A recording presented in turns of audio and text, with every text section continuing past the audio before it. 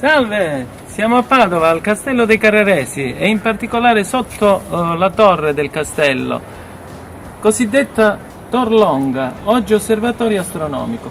Allora, questo castello, già questa torre era preesistente in un documento nel 1060 ed è stata poi inglobata nel castello di Ezzelino da Romano, intorno alla metà del 300.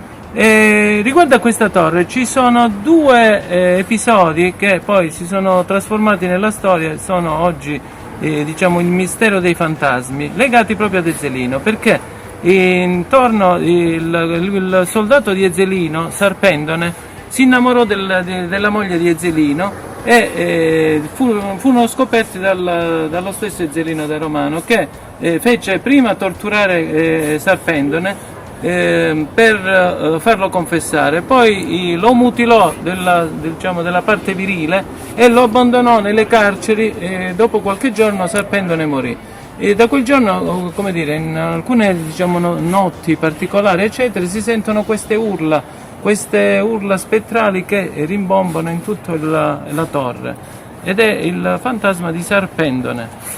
L'altro fantasma di cui si parla è il fantasma del lumino. E praticamente la notte tra il 23 e la notte del 23 giugno si vede un lumino acceso alla punta della torre.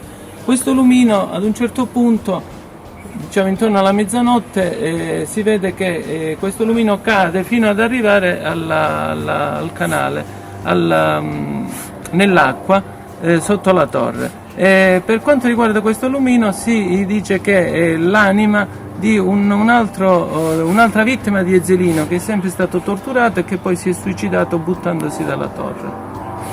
Grazie.